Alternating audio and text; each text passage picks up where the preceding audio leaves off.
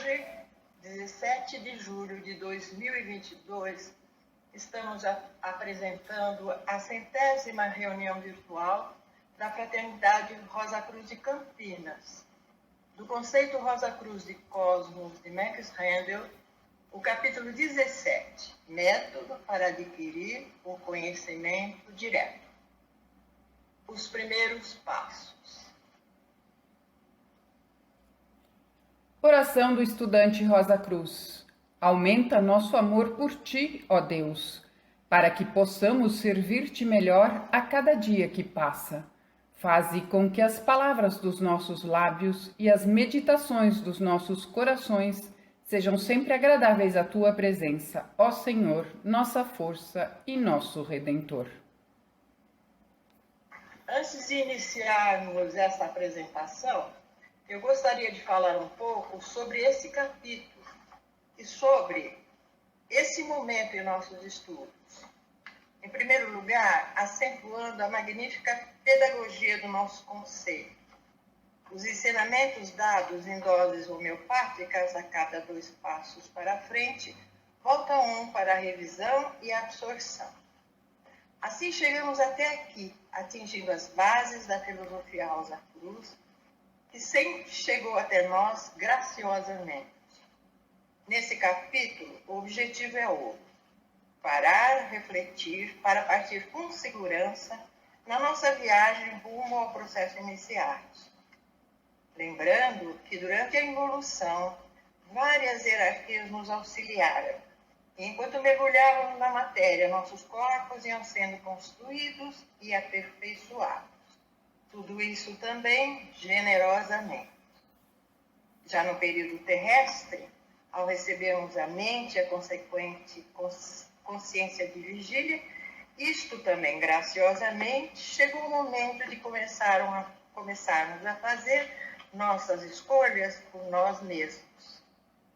Agora, com a possibilidade do acesso ao processo iniciático para todos através do Cristo, e para os que pretendem evoluir de maneira mais direta e rápida, é que existem as escolas iniciáticas, entre elas a nossa. E foi precisamente desta que recebemos todo esse conhecimento, isto também graciosa e generosamente. Portanto, agora, com toda esta bagagem, é ir em frente, analisando as dificuldades e desafios do caminho. Bem, os primeiros passos. Podemos investigar por nós mesmos? Agora, após termos recebido a oportunidade de conhecer as bases da filosofia Rosa Cruz, é momento de pararmos a caminhada para analisarmos os rumos que temos pela frente. Na verdade, a possibilidade de investigarmos por nós mesmos os domínios do suprafísico. Importante também lembrarmos que este é o objetivo da nossa escola esotérica, a liberdade de cada um em escolher seu próprio caminho, através do conhecimento e método para a sua investigação pessoal. Levando em consideração que a ninguém é concedido dons especiais, e que o resultado evolutivo de cada um é, portanto, responsabilidade total de cada companheiro de jornada, já que nos foi dado o poder de elevarmos-nos sozinhos nesse nosso plano evolutivo, através do método orientado pelos irmãos maiores da Ordem Rosa Cruz. É um fundamento do método Rosa Cruz, como eu já falei. O método de realização Rosa Cruz difere de outros sistemas por um pormenor especial.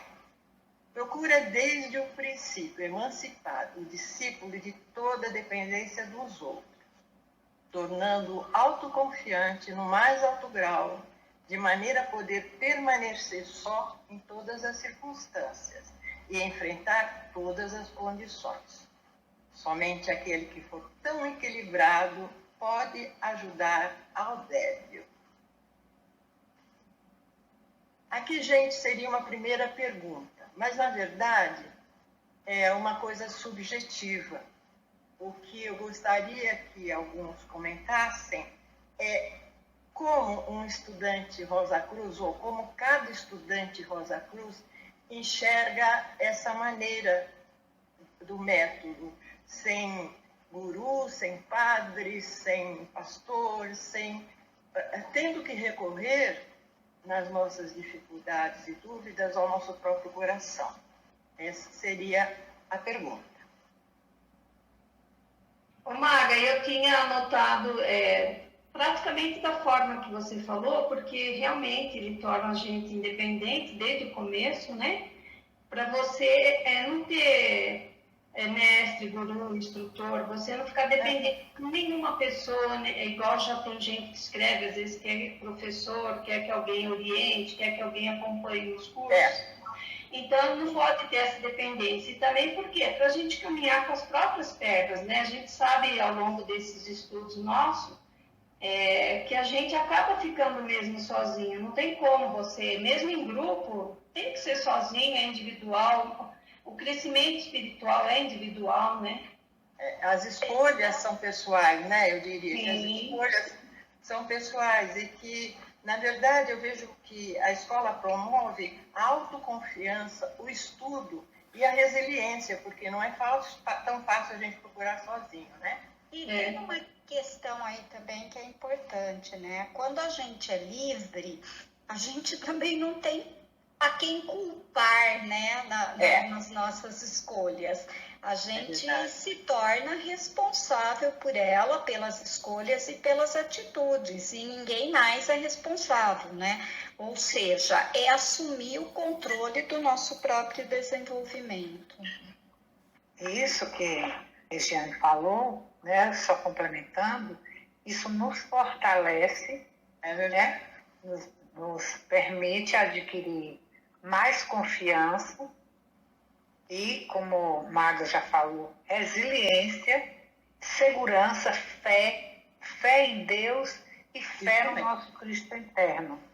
Na medida que a gente aprende a ter fé em Deus do universo e a ter fé no nosso Cristo interno, as dificuldades elas estão aí, os obstáculos estão aí, os desafios estão aí para a gente poder resolver, mas a gente adquire coragem. Eu fico pensando que não tem como, forçando um pouco a palavra talvez, um estudante Rosa Cruz verdadeiro, ele não pode ter covardia diante da vida, né? Tem que ter fé e seguir e procurar dentro do coração, né? Em cima do que todos vocês falaram, né? Se a gente fizer um comparativo, uma analogia, parte-se do princípio que, a partir do momento que nós temos a liberdade, né? Nos foi dado, né? Uma prerrogativa divina, né? Do livre-arbítrio, também entende-se, então, que somos indivíduos. Né? Ou seja, indivíduos, né? Temos que caminhar com nossas próprias pernas, né? Então, livres e responsáveis, né, Glauco? Exatamente, Magali. Então, assim, é uma responsabilidade individual, né? O que um faz não é o outro que vai se responsabilizar, né? Então, a responsabilidade individual de cada um é a liberdade, consequentemente, pode-se entender aí que somos independentes, né? Sim. Para escolher os caminhos, né? Com certeza. Essa figura ficou Então, maravilhosa. parece claro que nós, estudantes Rosa Cruz, entendemos e aceitamos perfeitamente esse método, né? Era isso que eu queria sentir. Acredito que é realmente assim. Esse capítulo é interessante, que é como se dissesse assim, olha, está tudo aqui para vocês, agora vão. Mas ele está levantando aqui as grandes dificuldades, né, da vida, para ajudar nas escolhas. É um capítulo assim, muito especial. Êxito ou fracasso? O que seria o êxito de uma vida? Posição social, riqueza, bom ambiente, despreocupação, se encararmos essas possibilidades como corretas, estaremos cegos pelo fugaz e pelo ilusório. Quando abandonamos o corpo denso, e nem sabemos quando, a riqueza não nos acompanhará. E ainda teremos que responder pela maneira como a conseguimos e o destino que lhe demos nesta vida. A posição social é esquecida rapidamente pelo mundo que deixamos. E só seremos lembrados pelos que nos amam, e isso não se refere a dinheiro. Tudo o que pertence somente a esta vida é vaidade. Daqui só irão conosco os tesouros do Espírito. Então, uma pergunta só para entendimento. De uma maneira geral, diante desse texto, assim, de uma maneira direta, por que os bens materiais comparados com os espirituais valem tão pouco? Porque os bens espirituais, eles são eternos, né? Exatamente. O bem material, quando a gente morre, ele fica, porque ele está no mundo físico. Agora, o bem espiritual, ele vai com a gente, né? Tudo que é amalgamado no nosso que vai sendo amalgamado no nosso átomo semente, vai construir a nossa alma, e isso vai com a gente. Então, isso Sempre. é o que a gente leva, né? Exatamente, porque os bens materiais, se a gente pensar bem, hoje a gente tem, amanhã pode não ter, é como se fosse sempre um empréstimo. Eles são, na verdade, uma grande ilusão, né? E você falou super bem, tanto são um empréstimo que a gente também tem que administrá-los bem, né? Não usar de uma forma egoísta. Quem tem muitos bens, e mesmo quem tem pouco, tem a responsabilidade de administrar da melhor maneira, né? Com certeza. Magali, também lembrando que a gente já viu várias vezes em palestras anteriores também, e a gente tem colocado e reforçado muito isso lá no Facebook, né? Da gente desapegar cada vez mais daqui dos bens que a gente tem aqui. Concordo com vocês, tem que administrar muito bem, quem tem mais responsabilidade ainda, né? E então a gente procurar cada vez mais desapegar, né? Sem Com dúvida certeza. alguma. Na verdade, o trabalho na região química da Terra, por exemplo, ele é fundamental. Nós devemos conquistar essa região, né? Fazer da Terra um jardim, como se diz. O grande problema realmente é o apego. Quer dizer, a gente pode possuir coisas materiais, mas as coisas materiais não podem nos possuir. Sim. Sugere uma vida simples e sem apego, né? Isso, sem dúvida alguma. Marga, lembrando Oi. que tudo nessa vida que a gente vive, né? Tudo é questão de vaidade, né? Vaidade de um, vaidade do outro. Né? A gente não leva nada, a gente só vai levar o que você falou, que é o tesouro espiritual. Mesmo apesar... Realmente, eu considero que quando a gente está encarnado aqui, os bens materiais são muito atraentes para nós. Não há como negar isso, né? São fascinantes, são... enfim, é difícil usá-los bem. A gente tem as coisas que são usadas com respeito, são corretas, mas nunca se deixa arrastar, né? Pela sensação de vaidade, de ser melhor ou mais importante porque a gente os tem, né? Se nós temos que falar de tudo o que nós vamos encontrar ou temos encontrado pelo caminho, aliás, todos nós, não há como não falar da morte, mesmo porque acabamos de falar nela, né? Então, vamos lá. Falemos então do inevitável e tão natural evento da morte, pelo qual deveríamos estar sempre preparados. O símbolo dela, apesar de sombrio, é bem adequado. O esqueleto, a parte de relativa permanência. A foice que vai ceifá-la e colhê-la para o espírito. A ampulheta indica que a hora só virá ao final do tempo previsto. O corpo denso não será mais necessário. E o corpo vital também pertence ao mundo físico. Os veículos superiores levam consigo o ato semente, no qual estarão impressas todas as experiências vividas nesta vida. Quando os veículos superiores abandonam o corpo denso, ainda ficam ligados a ele através do cordão prateado, e este só se rompe ao final do panorama da vida. A morte só ocorre realmente quando o cordão se rompe. Lembremos então, devemos manter um ambiente onde se encontra esse irmão a entrar nos mundos invisíveis em paz e em silêncio, para não perturbar seu panorama. Este carrega toda a bagagem dessa vida, e é através dela que ele continuará sua trajetória nas melhores condições, quer no purgatório, quer no primeiro céu. A Fraternidade Rosa Cruz orienta seus estudantes para a cremação, mantendo o corpo denso por 3 dias e meio em geladeira inicialmente.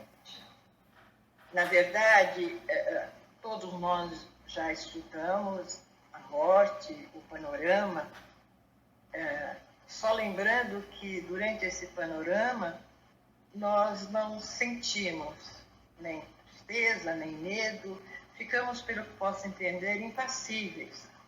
Mas que é importante que o nosso panorama dure o maior tempo possível sem ser perturbado. É por isso que a Fraternidade orienta todos esses cuidados. Agora, só para a gente lembrar um pouquinho que a gente já aprendeu, mas em qual região ficam o purgatório e o primeiro céu? O purgatório é na região inferior, né, do mundo do desejo, e o primeiro céu é na região superior, primeira região superior. Isso mesmo. Quando acontece a morte, o panorama ainda está em planetérico, daí o purgatório e o primeiro céu acontecem no mundo de desejo. O que nós estamos fazendo aqui, por que estamos aqui, e daí é impressionante a maneira como o Max Rendel responde uma coisa tão gloriosa de uma maneira tão simples e direta. A resposta está aqui. Referindo-se aos objetivos reais da existência, Max Rendel nos dá 2 exemplos. A flor cultivada dentro de uma estufa, se dela retirada, não sobreviverá. Já as que crescem ao sol e à chuva, sobreviverão ao inverno e florescerão novamente. O cãozinho de luxo estará sujeito a doenças que o cãozinho sem lar na rua não conhecerá. Este terá que lutar até por restos de comida, mas sua vida será plena de experiências e ele se manterá vivo e cheio de recursos. Acontece o mesmo conosco. Para o espírito, apesar da luta e desgaste da sobrevivência material ser difícil, é muito pior e perigosa a vida de luxo e ociosidade. A fortuna só será benéfica se usada para o aprimoramento do serviço ao próximo e para o bem geral, que realmente é um desafio. Aqui me parece algo bastante óbvio. Realmente, se a gente tiver uma experiência de uma vida de luxo, com muitos bens materiais, na vida terrena é muito prazerosa, mas espiritualmente é um desafio imenso, imenso. As pessoas, especialmente aquelas muito ricas, aos poucos vão se envolvendo em bolhas, cultivam as pessoas que estão nas mesmas situações, fazem as grandes viagens, enfim, até no avião elas ficam separadas e correm o risco de se distanciar tanto da luta do dia a dia que perdem a empatia. É muito difícil. Já as famílias que vivem com grandes dificuldades de sobrevivência, elas têm uma vida difícil aqui na Terra, realmente é. Mas é uma oportunidade de resiliência, é uma oportunidade de amor, de fraternidade, porque, como se diz, os pobres acabam ajudando os outros pobres. Enfim, como oportunidade, com certeza parece óbvio que a vida, com mais dificuldades financeiras, ela dá muito mais condição para o nosso crescimento espiritual. Mas aqui eu encontrei algo muito bonito, como sempre, muito exato sobre essa questão, na primeira bem-aventurança. Então a gente vê em Mateus: bem-aventurados os pobres de espírito, porque deles é o reino do céu. Em Lucas: bem-aventurados vós, os pobres, porque vosso é o reino do céu. E ainda em Lucas: mas ai de vós, ricos, porque já tendes consolação. E daí está o fecho com esta pérola: não há virtude na pobreza, nem pecado na riqueza. Os valores materiais são apenas meios. Importante é o uso.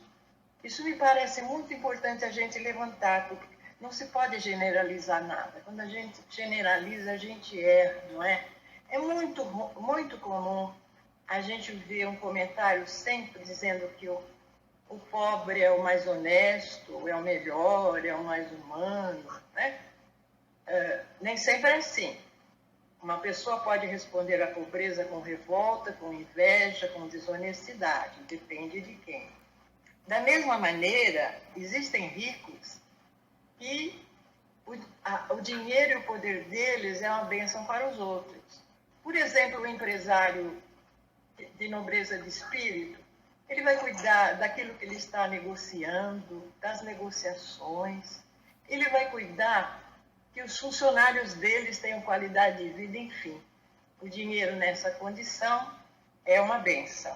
Só temos Então, gente, só temos que tomar cuidado com uma coisa interessante, né? Tudo está relacionado com a parte espiritual. Então, por exemplo, um cara que é rico, se ele tem uma boa parte espiritual, realmente ele vai ser isso que você falou. Se ele não tiver, e ele parece ser assim aos olhos das pessoas em volta, pode ter certeza, ele é astuto, ele está fazendo isso com segundos, terceiros, quartos, quintos interesses. Mesma coisa o irmão pobre. Muitas pessoas são pobres, e são pobres que aprontaram em vidas passadas. Ela administraram muito mal os seus bens, aí vem aqui, escolhe, inclusive, não é que vem aqui, Deus não castigou ninguém, né? É lei de causa e efeito, né? Então ele escolhe lá um padrão de vida onde ele escolhe ter dificuldades em obter bens materiais para ver se ele consegue resgatar o erro que ele teve no passado, né? Então passou no purgatório, a consciência impregnou bastante o arrependimento de ter pego os seus bens e jogado tudo fora. Aí ele vem com essa dificuldade de ter bens materiais. Aí, o que acontece? Alguns resignam-se, e quem resigna nesse sentido, porque foi para o lado espiritual, foi para a parte espiritual, e entendeu isso de uma forma ou de outra, né? Mas muitos outros são orgulhosos. E tem de pobre orgulhoso, né? Orgulhoso e, mais do que orgulhoso, aproveitador. Tem muitos assim, entendeu? Infelizmente tem muitos. Tem aquele lá que tem tudo na casa dele e ele usa o artifício de pobre para não pagar imposto, para estar com as bolsas do governo e para ali para né? E tem aqueles outros que não, aqueles que são pobres e são resignados como pobres e vivem muito bem como pobres. Nós conhecemos muitas pessoas desse nível. Tem uma qualidade financeira baixa, mas vive muito bem. Entendeu? Por que vive muito bem? Porque, primeiro tem parte religiosa. Tem uma religião cristã. Seja a cristã mais popular que tem, mas tem. Segundo, que ele gasta aquilo que ele pode gastar. Entendeu? Então, ele já tem uma administração financeira o suficiente para não ficar assim. E terceiro, é muito humilde. Nós conhecemos pessoas pobres e elas conseguem, além de tudo, elas conseguem fazer doações de coisas. Você fala, cara, mas a pessoa não tem nem para ir, e consegue, e está muito bem de vida, e pode ter certeza, essa pessoa está resgatando o passado dela, e numa próxima vida vai vir com facilidade para administrar bens materiais.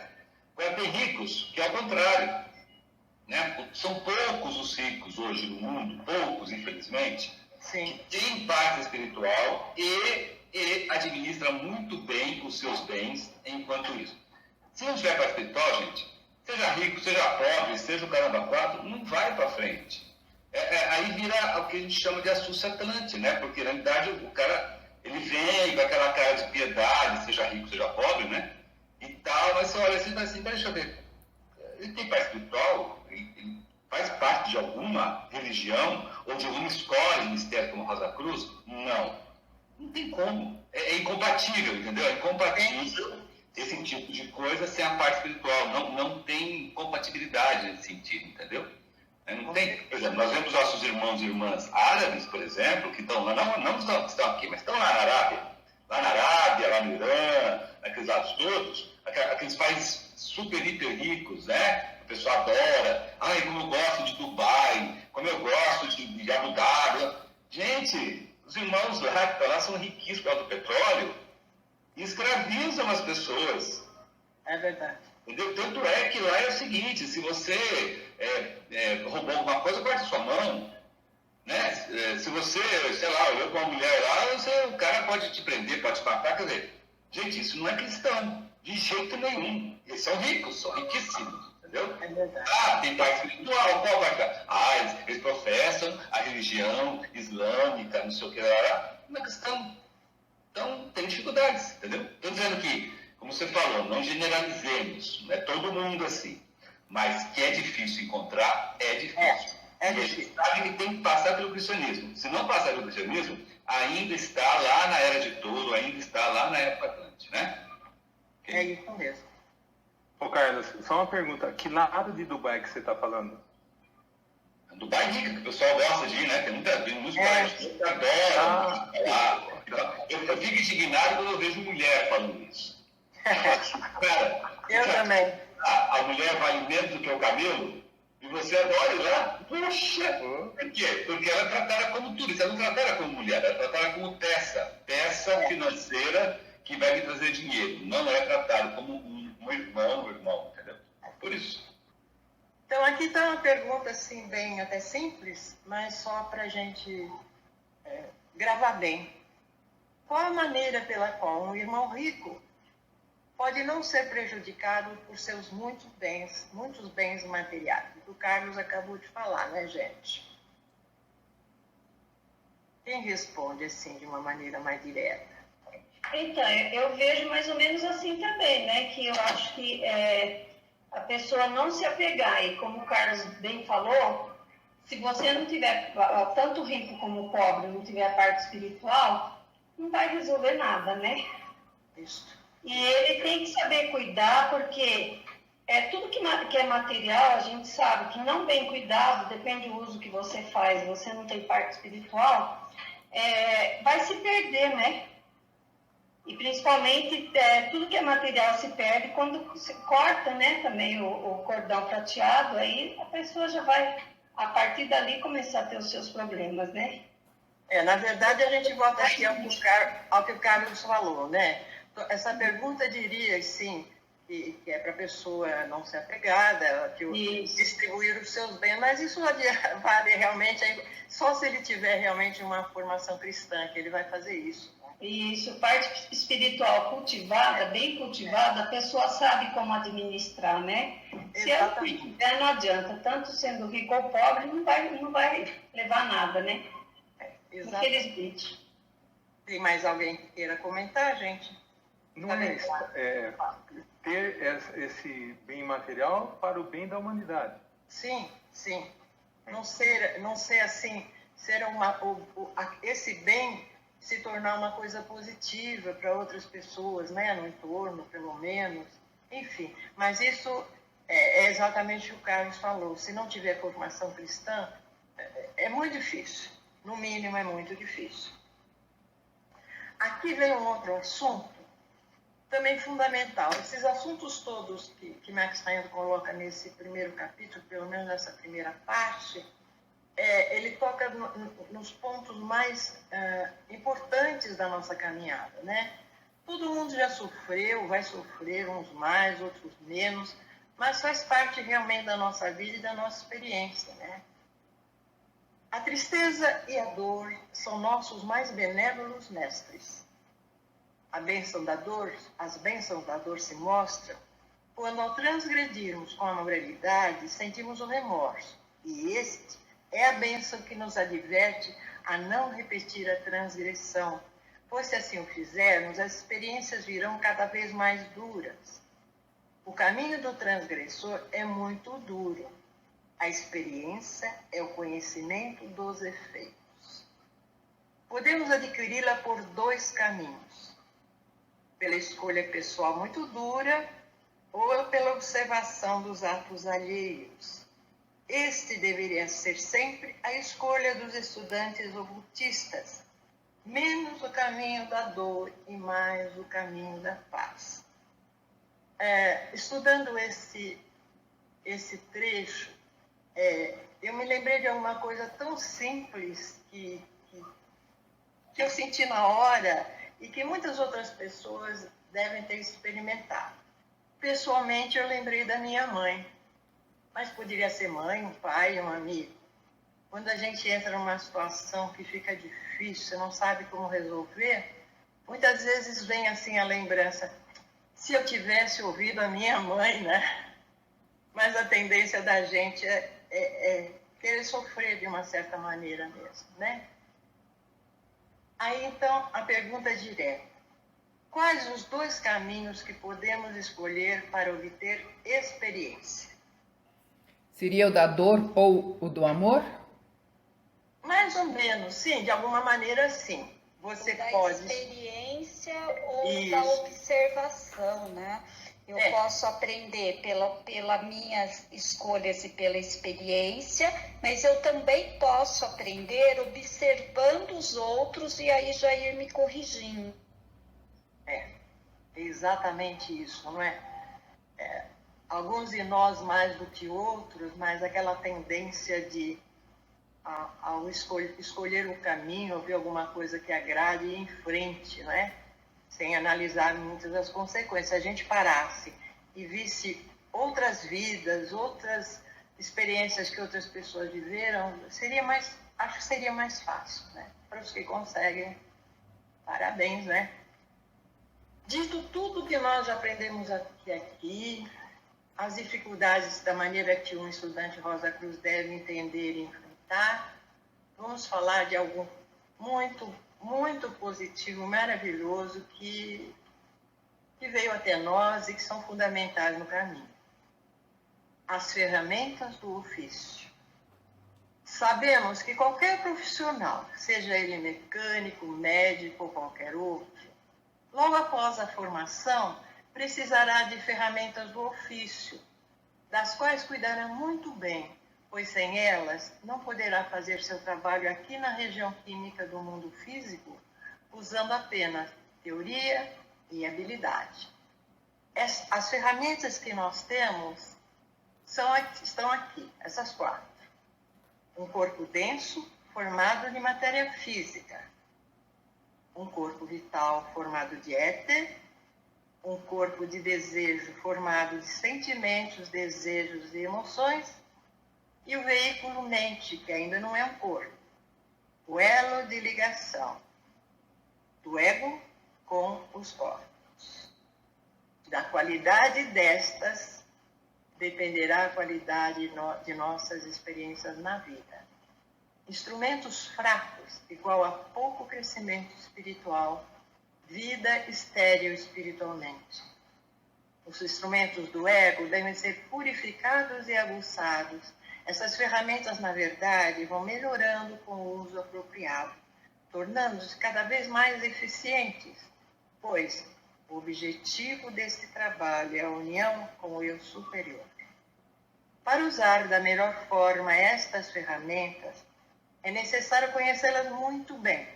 Origem, processo construtivo, idade, materiais e funcionamento. E aqui está o nosso diagrama maravilhoso, né? De sempre, para explicar bem claro. Nossos corpos são construídos no segundo céu por nós mesmos. Aqui, a quintessência dos nossos corpos é assimilada pelo tríplice espírito. Portanto, se o homem trabalhou bem no seu corpo de desejos, purificando-lhes os desejos e emoções, esta essência amalgamada pelo espírito humano lhe concederá uma mente melhor. O mesmo acontecerá com a qualidade do trabalho no corpo vital. Se mais espiritualizado, será amalgamado pelo espírito de vida, portanto, melhor corpo vital e melhor temperamento na próxima vida. A melhoria conquistada no corpo denso será amalgamada pelo espírito divino, dando-lhe na próxima vida melhores oportunidades e ambientes.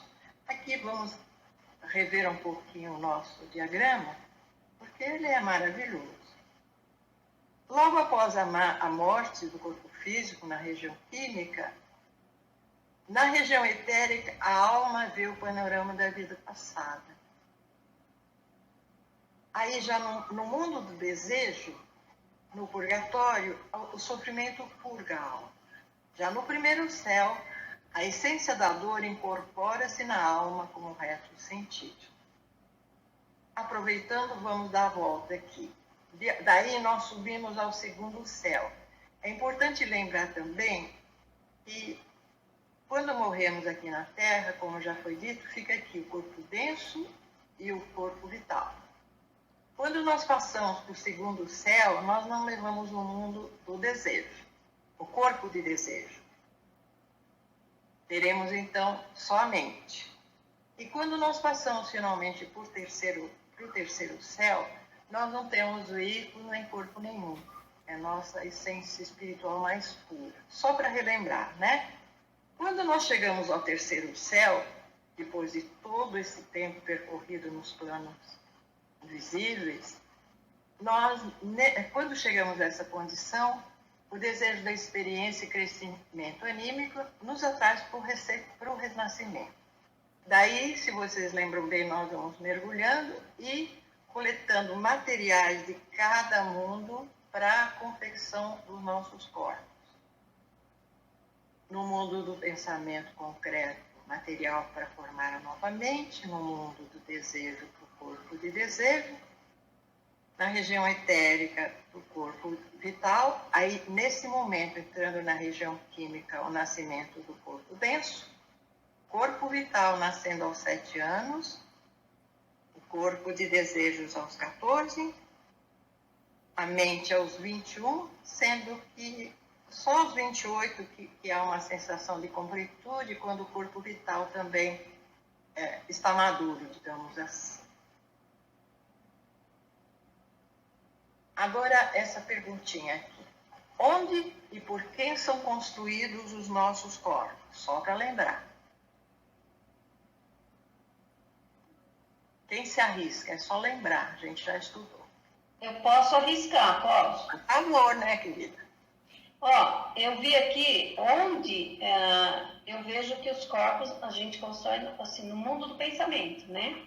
Isso. E são construídos por nós e por aqueles que, como você falou, a gente chama de mortos, né? E lá no segundo céu. São construídos lá no segundo céu, né? Os arquétipos, né? É muito grande lá no segundo céu, né? Dizem que lá realmente é nosso verdadeiro lar. Eu não conheço o suficiente, mas talvez seja, né? Você não lembra, né, Marga? Mas é isso aí, gente. Está claro para todo mundo, né? Aí é só uma questão de ir relembrando. É importante lembrar que os corpos têm suas conexões. Mais um dos nossos belíssimos diagramas, e aqui tudo muito claro.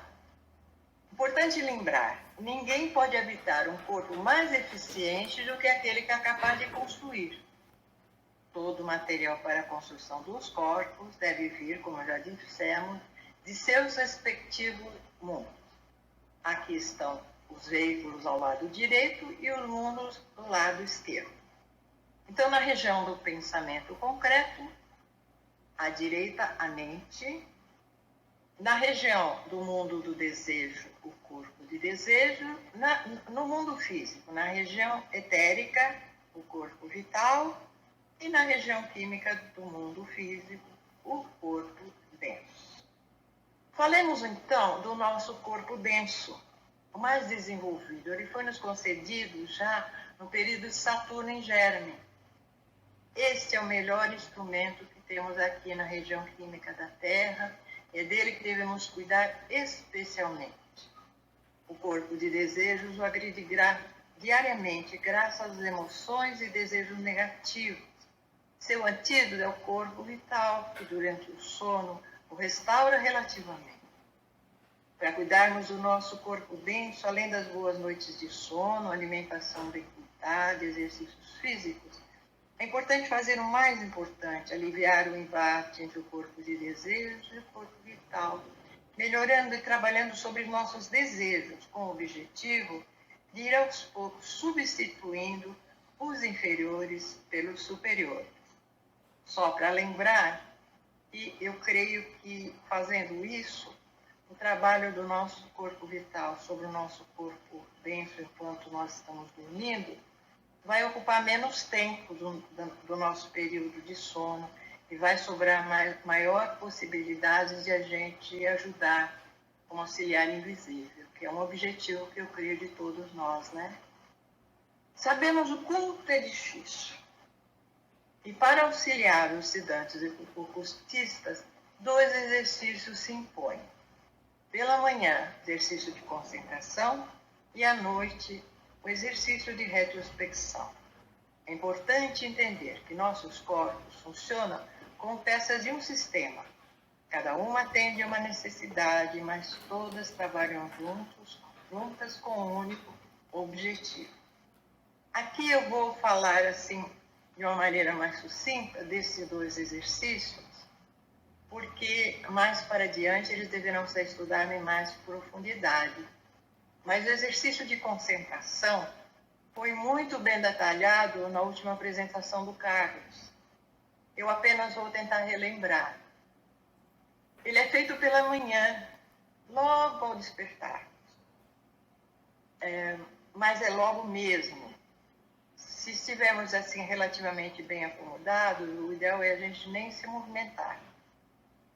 Existe um período em que, curto de tempo, em que a gente está saindo do mundo do desejo e nos integrando assim no corpo denso. É um tempo curto, mas que, se for bem aproveitado, é o melhor período para que a gente possa praticar a concentração. Um exercício muito difícil. Depende de muito esforço e paciência, determinação. Isso com toda certeza. O ideal é escolher uma imagem, um elemento que tenha uma essência mais pura, como uma rosa, uma cruz, uma imagem especial, para fazermos esse exercício. Ele deve ser feito todos os dias. À noite, nós temos o exercício de retrospecção. À noite, ao deitar. Vejo, muitas pessoas dizem que pegam no sono. Nesse caso, é possível recostar-se, pelo menos no começo. E, de uma maneira geral, ele é um exercício simples. Você vai se reportar ao dia que acabou e mentalizá-lo, só que da noite até amanhã. Não é para lembrar tudo que aconteceu, mas especialmente daqueles momentos em que uma atitude, uma palavra, uma decisão nossa foi importante para alguém, de repente, numa situação assim. Friamente analisando, nós podemos saber se em cada um desses casos nós agimos da maneira melhor e mais correta e com maior empatia ou não. Se nós falhamos, vamos nos arrepender sinceramente e nos propor a superar essa dificuldade em nós. Também, quando tivermos acertados, aquela consciência de dever cumprido é muito importante. Eu vou fazer uma pergunta aqui em que vocês vão ver, além de tudo, a extrema importância desse exercício também de retrospecção. Qual a vantagem no pós-mortem quando fazemos em vida o exercício de retrospecção? Quem lembra?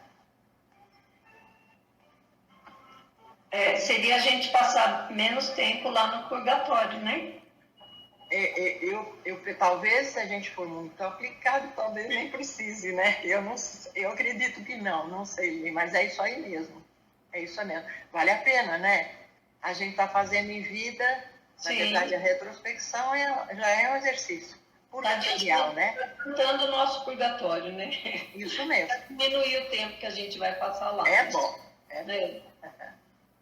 Dito tudo isso, fica muito claro aqui que quando recebemos a mente, a nossa maior independência para caminhar sozinhos, as grandes hierarquias não nos abandonaram nunca.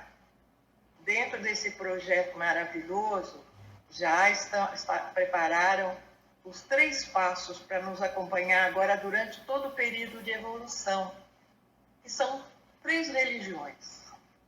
A religião de raça prepara a humanidade para unir-se ao Espírito Santo, lembrando Jeová. O objetivo é o domínio do corpo de desejos. Já a religião do Filho, a cristã, a finalidade é a união com Cristo, através da purificação do corpo vital. Aqui, o maior trabalho é feito na espiritualização cada vez maior do corpo vital. E virá um dia a religião do Pai, que levará a humanidade para uma fraternidade universal. O corpo denso, então, será espiritualizado. Isto não acontecerá na região química do mundo físico. Então, nós estamos podendo nos situar um pouquinho melhor. Deverá ser numa região, num período em que estaremos já no éter, não é? Por exemplo, no período de Júpiter. Vamos falar da origem, não é? Da religião de raça. A primeira raça surgiu ainda na época lemúrica, mas foi na época Atlântida, na nebulosa e pesada atmosfera da Atlântida, que se desenvolveram. Dentre elas, a mais importante foi a dos semitas originais. Nesta ocasião, a atmosfera da Atlântida foi definitivamente clareando. É bom lembrar que a mente foi dada ao ser humano nesta época, mas como o domínio do ego era forte e a mente ainda era frágil, ambos se uniram, mente e corpo de desejo. Assim adveio a astúcia, que foi, afinal, a debilidade desta raça. Ainda assim, foi quando conseguíamos construir corpos que expressavam as características das raças semitas originais que apareceu o primeiro germe da qualidade corretiva do pensamento. Foi com eles. E foi em função disto que esta foi escolhida como a semente das 7 raças da nossa atual época ária, sob a direção das hierarquias criadoras responsáveis pelo nosso desenvolvimento naquela época. Os semistas foram conduzidos, então, até o deserto de Gobi, estepes da Ásia Central. E foi, portanto, através desta mesma raça que Jeová, junto aos arcanjos, iniciou a primeira ajuda para a humanidade, que agora, de posse da mente, iniciaria a parte chamada de evolução, nesse atual esquema de evolução. Tem que ficar muito claro a condição de se iniciar um aprendizado, encaminhar um povo que nós íamos sair do zero. De uma maneira mais direta, seria isso, né? Povos rústicos, ignorantes, sem código de conduta nenhum. Eles só respeitavam os membros da própria tribo. Era a lei do mais forte, desejos livres e sem controles. Portanto, o caminho da sabedoria que as hierarquias possuíam, evidentemente, indicaram que a única maneira de esse povo se iniciar numa religião seria através de um rei forte. E que o que se poderia tentar deles era obediência, que viria ou por medo ou por interesse. Isso é em relação a todos os povos daquela época, dá para a gente imaginar, né? Aqui falando realmente dos semitas. As religiões de raça foram dadas sabiamente de acordo com a ignorância que prevalecia nos povos então, era necessário um rei e uma autoridade forte e temido, a quem deveriam obedecer. Esse povo só cultivava o tratamento benevolente com os irmãos da tribo e da nação. Simplesmente obedeciam à lei. Os que obedeciam à lei receberiam favores. Os que as desobedeciam seriam castigados. As religiões de raça foram dadas para emancipar o intelecto do desejo, o temor de Deus contra os desejos da carne. Bem, agora lembrando de novo, então. Quais os 3 passos com os quais as grandes hierarquias nos auxiliam em nossa jornada rumo à evolução? Seria a religião de raça, isso, a religião do filho e a religião do pai, são os 3 passos. Perfeito. Isso a gente vai ter que lembrar sempre, né? Então, lembrando, qual o principal objetivo das religiões de raça? Que deveria ser trabalhado como prioridade? Corpo de desejo, né? Isso mesmo. O objetivo era dominar o corpo de desejo. Isso mesmo. Então, como que era o corpo de... Pois não. Conquistar o corpo de desejo ou dominar? Dominar é a palavra mais adequada. É a conquista de um corpo de desejo melhor, mais purificado, né? Seria. Mas o domínio dele, porque devia ser indomável, né? Então vamos falar um pouco dele, né? Lembrar e analisar um pouquinho. Ele foi nos dados como um germe no período lunar, pela hierarquia criadora chamada Senhores da Individualidade. Entre a última parte da época lemúrica e no início da época atlântica, alguns desses corpos de desejos foram separados em parte superior e inferior. Atualmente, o corpo de desejos nasce em torno dos 14 anos, dotado de centros de percepção ainda insuficientes, chamados vórtices. O corpo de desejos retira-se temporariamente durante o sono. As correntes do corpo de desejo giram a partir dos vórtices, normalmente na direção dos ponteiros de um relógio analógico. O maior vórtice do corpo de desejo está situado na posição referencial do lóbulo superior do fígado. Lembrando que nós, o ego, controlamos nosso corpo denso por meio do sangue vermelho e quente. O panorama da vida gravada no corpo de desejo forma a base da existência post-mortem. Daí, novamente, a importância de deixar o recém-falecido quieto, sem mexer no seu corpo denso durante os 3 dias e meio após a sua morte. Como fazer isso? Onde tal corpo deve ficar? Em um refrigerador. Lembrando que o corpo de desejo foi reconstruído no período terrestre e no período de Júpiter será ainda modificado, alcançando a perfeição no período de Vênus. Aqui nós já podemos saber que no período de Júpiter, aí nós teremos o nosso corpo de desejos reconstruído e que em Vênus ele será muito evoluído. Aqui, fechando o estudo da religião de raça, um momento maravilhoso do Evangelho, que é o Pentecostes. Todos os idiomas são expressão do Deus de raça, do Espírito Santo. No dia de Pentecostes, os discípulos, impregnados pelo Espírito Santo, Jeová, falavam as mais variadas línguas que eram entendidas pelos ouvintes. Isto foi conseguido através da purificação de seus corpos e desejos. Todos nós um dia alcançaremos este objetivo. Agora lembrar que a religião de raça do Espírito Santo, no caso aqui dos discípulos, conseguiu a purificação dos corpos e desejos deles. Podemos imaginar realmente que um dia nós não estaremos mais divididos em funções de diversas línguas, né, que nos limitam a compreensão uns dos outros. E aqui nosso grande amigo, um exemplo muito mais próximo de nós está aqui, o Conde de Saint-Germain. Um exemplo vivo é Christian Rosenkraus, fundador da Ordem Rosa Cruz. Um exemplo recente do seu renascimento como Conde de Saint-Germain.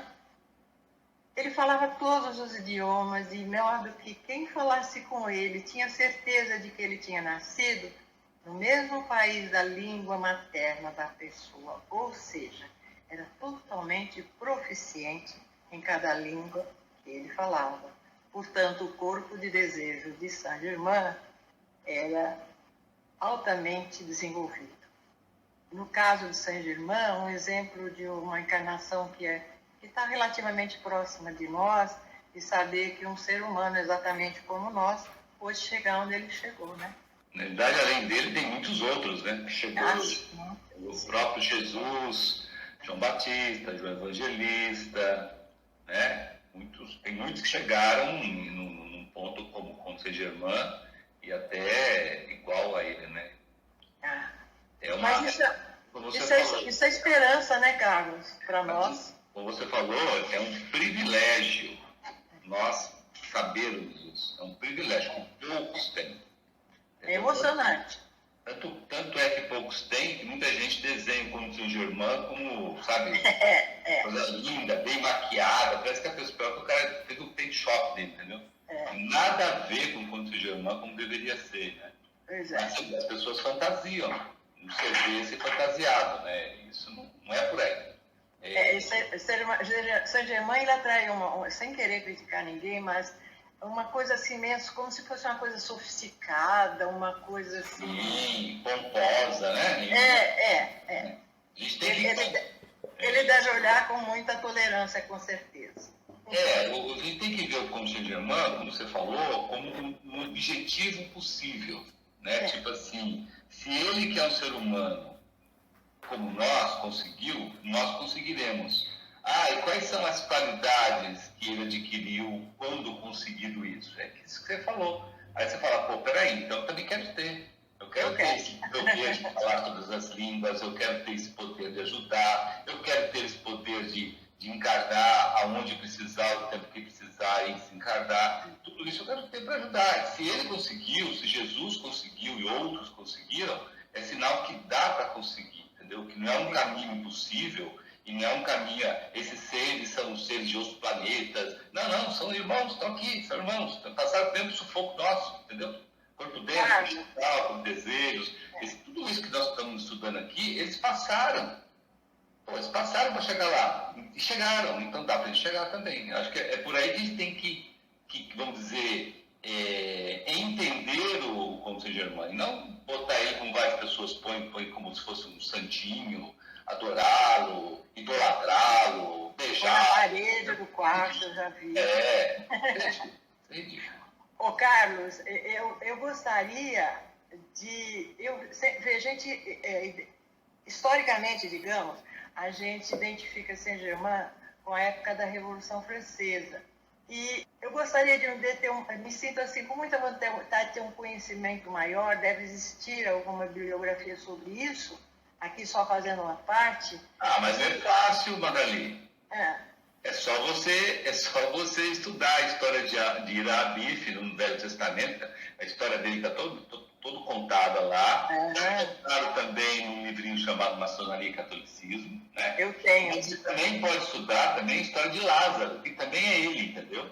Então, você tem aí 3 seres que é o mesmo espírito original, né? Em três encarnações totalmente diferentes e muito ricas em bibliografia, né? A bibliografia está na Bíblia, né? E também está no livrinho Maçonaria e Catolicismo.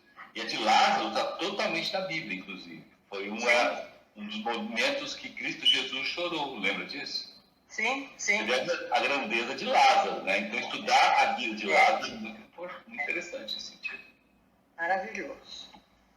Bem, não há como não falar de quem pelo menos para a nossa evolução, talvez o mais importante, visto que ele não era humano, né? Então, alguém que se devotou a auxiliar sem ser humano.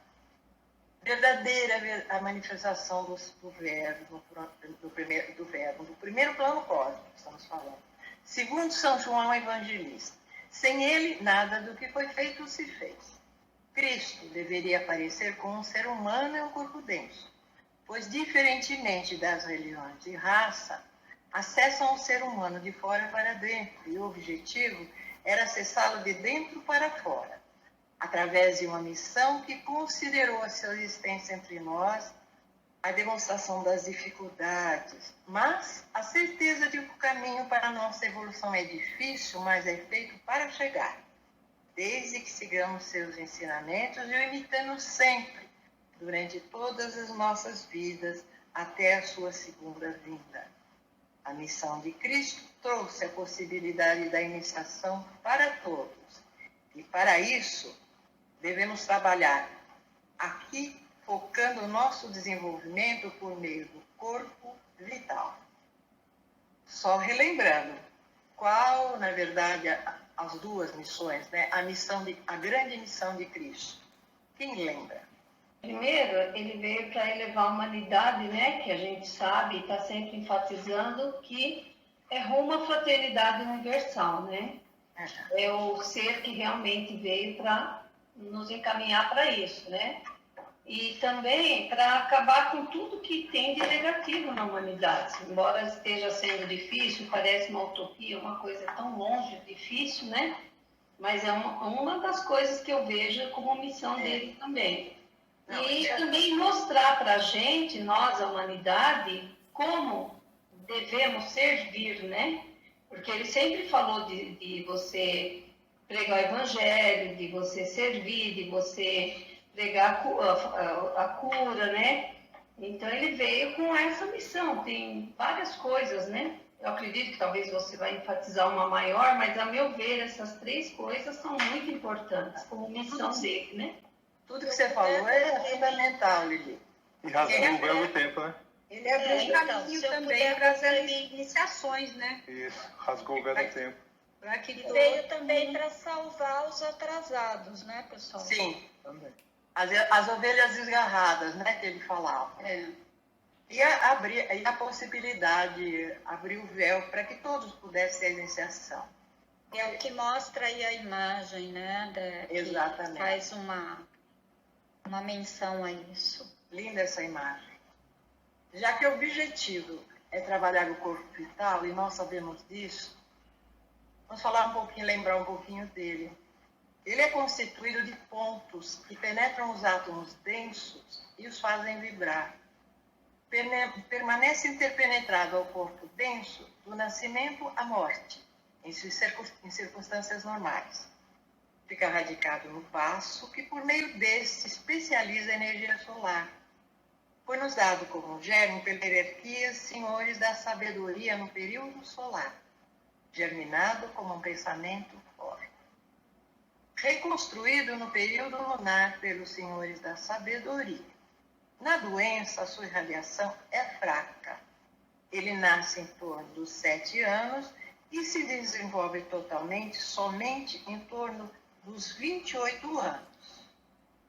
A polaridade do nosso corpo vital é oposta ao nosso corpo denso. O corpo vital positivo das mulheres lhe facilita a aplicação da intuição. O sangue absorve do ar inspirado o panorama de vida e o grava no corpo vital. Sua expressão particular são o sangue e as glândulas. Quanto mais frouxa a ligação do corpo denso com o corpo vital, mais sensível serão as vibrações suprafísicas. Por essência, a alma intelectual será absorvida pelo espírito de vida no período de Vênus.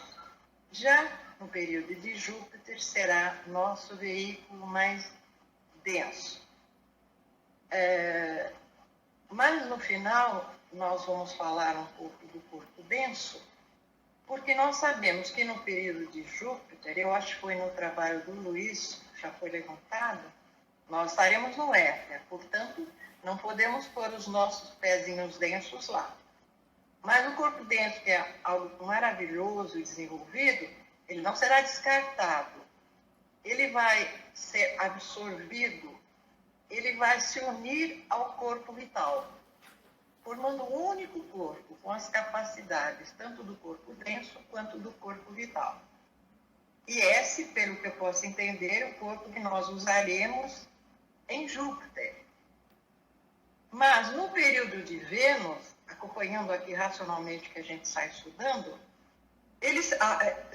a alma intelectual será absorvida pelo espírito de vida no período de Vênus.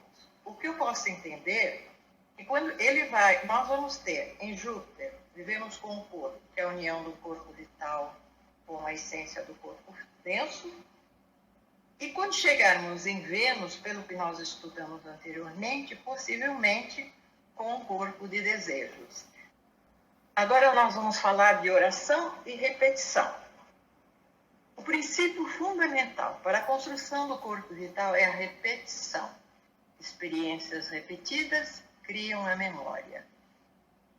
Como mais um auxílio à nossa evolução, vejamos a oração do Senhor para satisfazer todas as necessidades dos 7 princípios humanos. Aqui eu trouxe o diagrama para nós olharmos juntos. Também não vou me aprofundar. Felizmente virá mais um trabalho com muito mais fundamento. Aqui está o Pai Nosso, que atende todas as necessidades. Nós estamos vendo aqui o corpo denso, o corpo vital, o corpo de desejos, a mente e o tríplice espírito. Então, orando o Pai Nosso. Pai Nosso, como a gente cumprimenta que está no céu. 1. Santificado seja o vosso nome. É a oração do espírito humano ao Espírito Santo, para o corpo de desejos. Veja, é o espírito humano pedindo ao Espírito Santo. 2. Venha a nós o vosso reino. A oração do espírito de vida ao Filho, pelo corpo vital. 3. Seja feita a vossa vontade, assim na terra como no céu. Oração do Espírito Divino ao Pai, para o nosso corpo denso. 4. O pão nosso de cada dia dai-nos hoje. Oração para o corpo denso. Perdoai as nossas dívidas, assim como nós perdoamos os nossos devedores. Oração para o corpo vital. E não nos deixeis cair em tentação. A oração para o corpo de desejos. Livrai-nos do mal. Encerra com oração para a mente. É maravilhoso.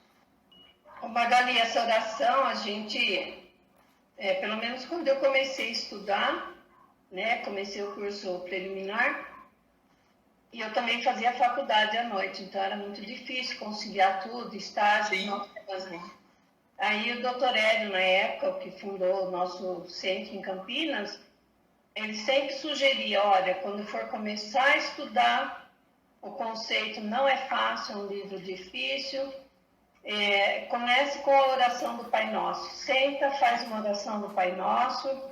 Se quiser, em seguida, faça a oração Rosa Cruz. Eu já tinha ganho um livrinho de ritual, né?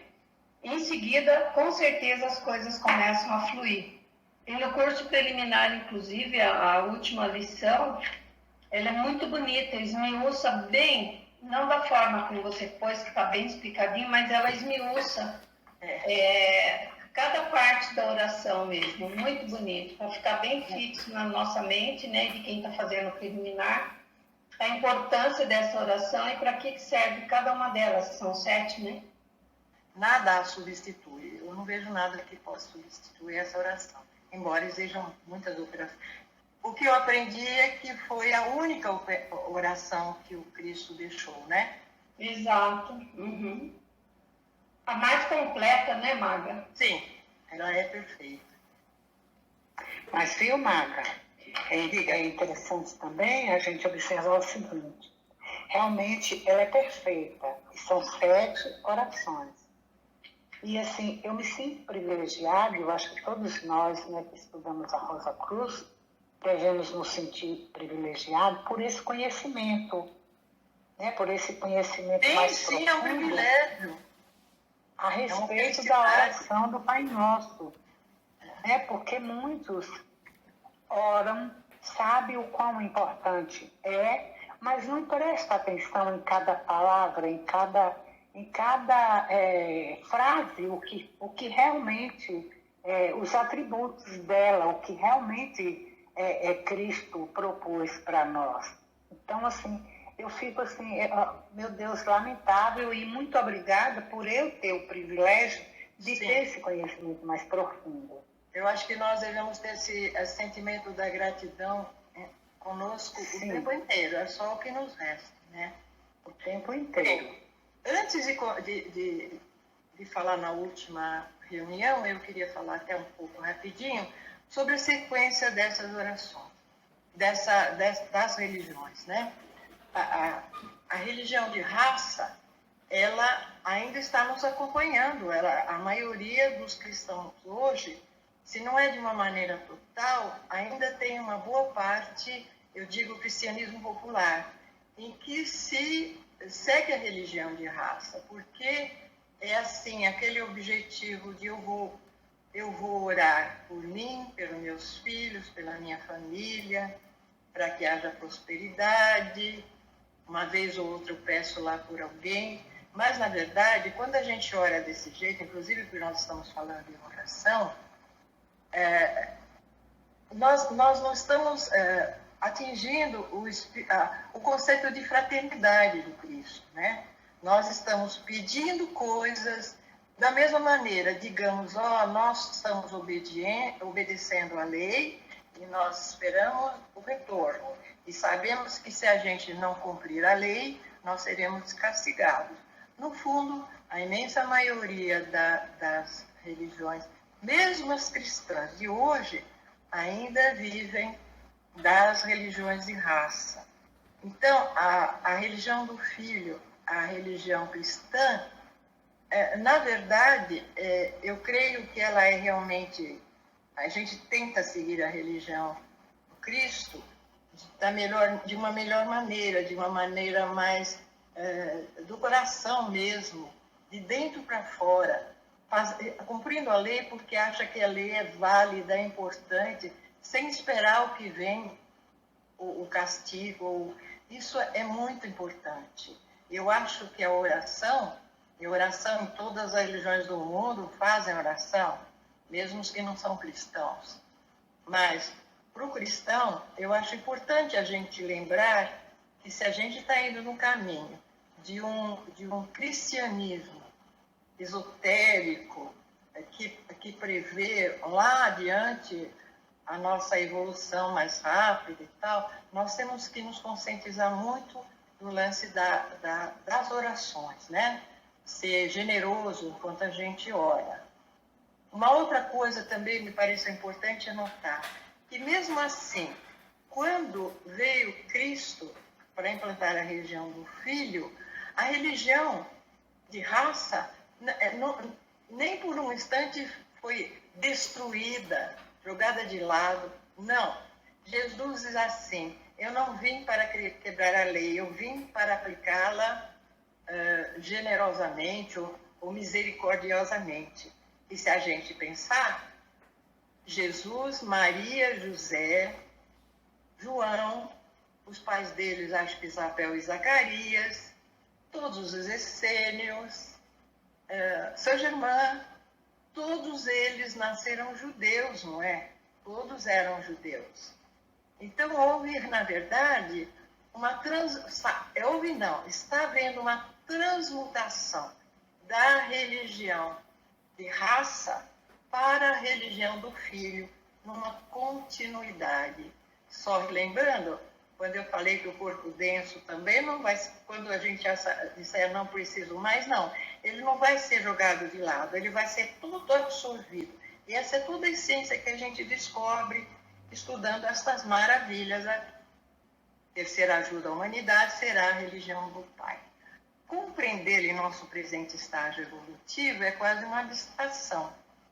Mas sabemos que seu ideal será maior do que a fraternidade, e que então será eliminada toda a separatividade. Mergulharemos no uno, não mais eu ou tu, sem separatividade. No entanto, o espírito individual reterá a memória de suas experiências particulares. Isso tudo não acontecerá enquanto habitarmos fisicamente a Terra. Então, eu queria fazer um fechamento na sequência. Então, com o corpo denso. Lembrando, foi nos dado no espírito de Saturno em Gérmen pela hierarquia criaturas senhores da chama. A conexão entre ele e o corpo vital diminuiu depois do Gólgota. Importante para nós. Fundamental para vivermos na região química do mundo físico aqui na Terra. O corpo denso, não esquecer, construído na matriz do corpo vital, é cópia exata desse. Os arquétipos dos 3 corpos e das mentes são construídos por nós. O corpo denso foi reconstruído, canal alimentar, começo das glândulas no período solar. Esqueleto, cartilagem, músculos e nervos começaram a se formar no período lunar. O cérebro e o sistema nervoso só começaram a se formar no período terrestre. Então, voltamos lá. O que se viu é que esse corpo maravilhoso realmente não poderia ser descartado. O objetivo era espiritualizá-lo. Então, significa que a religião do Pai fará isso, para que ele possa, espiritualizado, no período de Júpiter, se unir ao corpo vital.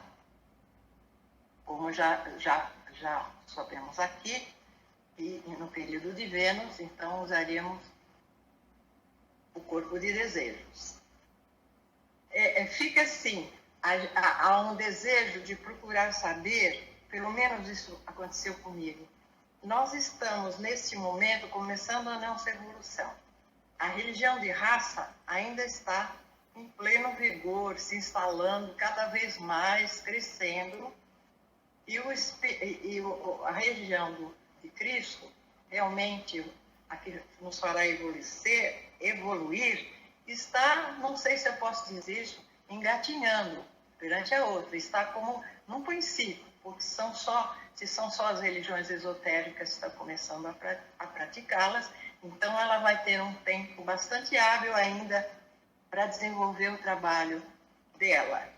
Agora, também se diz que se nós formos pisar no período de Júpiter, já no éter, significa que até lá a religião do Pai já terá feito esse trabalho. Se eu conseguir passar para vocês, eu gostaria até que vocês refletissem sobre isso. São assim, a gente vai usando a lógica, pensando nas informações, porque a evolução nós estudamos, mas a evolução virá. Então, a gente está se agarrando às informações que vão chegando, né? Aqui, a pergunta que fica. Como será, então, a religião do Pai? Eu vou dar uma resposta do que eu senti, mas gostaria muito de contar com a colaboração de vocês. Quando diz que ela será uma fraternidade muito maior do que a religião cristã, eu posso, mesmo que abstratamente, compreender perfeitamente. O ponto é, seremos um só, nem tu, nem eu. Também voltaremos ao Pai. Mas, nesse quadro, cada um de nós vai lembrar das experiências individuais de cada um. Honestamente, para mim, isso é muito difícil de conceber. Realmente, eu não consigo conceber. Não sei se é importante, porque a gente tem coisas... Eu me lembro do início da leitura do nosso conceito, enquanto a gente não tem todo o conhecimento, se a gente se pôs no caminho com fé, é a certeza de que isso vai acontecer assim, porque digamos que as nossas fontes de informação são as mais confiáveis, né? Será mais elevada ainda do que a religião do filho. Eu acho que eu vou repetir um pouco, porque ela vai unir a humanidade ainda mais. Sim, então, até na aí. religião do pai, a gente elimina o conceito de indivíduo, esse conceito egoísta, né? E torna os seres humanos como somente um, né? Perante Deus. Então, eu acho que repite aí um pouquinho, né? Não, a minha dificuldade está, meu Deus, como é que nós seremos um se nós vamos lembrar das nossas experiências? Aí é que eu não consigo... Eu vou fazer um comentário. Eu acho que as nossas experiências, elas são individuais e estão no nosso átomo semente, e é a forma como eu vou lidar com aquilo. Quando eu digo ser um, é a fraternidade universal, é sair desse egoísmo, sair da posse, é meu, né? Não, tudo é nosso. Eu entendo desta forma. E vão continuar tendo pessoas em graus diferentes de evolução, né? Sim, pelo menos é o que a gente realmente aguarda. Então, tem uma outra, só complementando, que também nessa lição é dito o seguinte: tudo isso que já foi dito, mas a experiência de cada um, as experiências de cada um estarão disponibilizadas para os demais. Então, nós somos lógica. Nós somos um com as nossas experiências e, além disso, eu terei acesso à informação e o conhecimento, o crescimento, né, o desenvolvimento de todos os demais que estão uno comigo. Isso também que eu acho que você chegou mais na frente, viu, Terezinha? Não sei se é por aí, mas acho que você tem muita lógica no que você falou. Está lá na lição. É isso aí. Constatamos aqui uma analogia feliz. Em pequena escala, educamos nossas crianças respeitando sua inocência, ignorância, e vamos lhes ensinando as melhores atitudes. Também as gratificamos ou as desestimulamos no objetivo de ensinar-lhes o caminho reto. Nesta condição, a liberdade das crianças deverá ser restrita para protegê-las. Posteriormente, já adolescentes já podem compreender o significado do bem e do mal e suas consequências. Receberão, então, uma liberdade maior, ainda assistida. Quando, porém, já adultos, formados e amadurecidos, ganharão a liberdade total pela qual serão sempre os únicos responsáveis. Tem sido exatamente assim que as abençoadas hierarquias que têm trabalhado para a nossa evolução e nos têm conduzido com respeito e sabedoria. Max Render termina essa parte do capítulo mostrando que já existe a consciência da fraternidade na humanidade, em alguns mais, em outros menos. Mostra-nos também alguns movimentos sociais da sua época, a desvalorização dos governos patriarcais, nos quais o povo não participa das revoluções, fala do sistema de castas na Índia, que ainda ocorre, mas são muito criticadas. As pessoas e países já começam a perceber o quanto é positiva a cooperação entre eles. Vejamos o bloco europeu. Max Render ainda fala dos monopólios e do sistema insano de competição. Parece, e é tão bom que seja assim. Este anseio chama-se liberdade, já que o Senhor nos deu a vida e o livre-arbítrio. A noção e a sensação de liberdade não se justifica em si mesmo se a vemos como um objetivo apenas pessoal. Ela só será completa se contemplar a todos igualmente, com a lei agindo de dentro para fora de nós mesmos. Só assim alcançaremos a fraternidade e o amor incondicional para os quais as amadas hierarquias nos estão conduzindo. A fraternidade Rosa Cruz nos ensina o caminho para a total liberdade de todos, com a justa responsabilidade também de cada um de nós. Eu quero deixar meu mais sincero obrigado a todos pela oportunidade, por poder compartilhar com vocês. Oração Rosa Cruz. Não te pedimos mais luz, ó Deus, senão olhos para ver a luz que já existe. Não te pedimos canções mais doces, senão ouvidos para ouvir as presentes melodias. Não te pedimos mais força, senão o modo de usar o poder que já possuímos. Não mais amor, senão a habilidade para transformar a cólera em térmica. Não mais alegria, senão como sentir mais próximo essa inefável presença, para dar aos outros tudo o que já temos de entusiasmo e de coragem.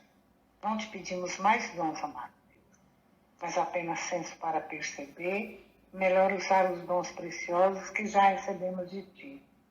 Faze que dominemos todos os temores, que conheçamos todas as santas alegrias, para que sejamos os amigos que desejamos ser, para transmitir a verdade que conhecemos, para que amemos a pureza, para que busquemos o bem e com todo o nosso poder possamos elevar todas as almas a fim de que vivem em harmonia e na luz de uma perfeita liberdade. Que as rosas floresçam em vossa cruz.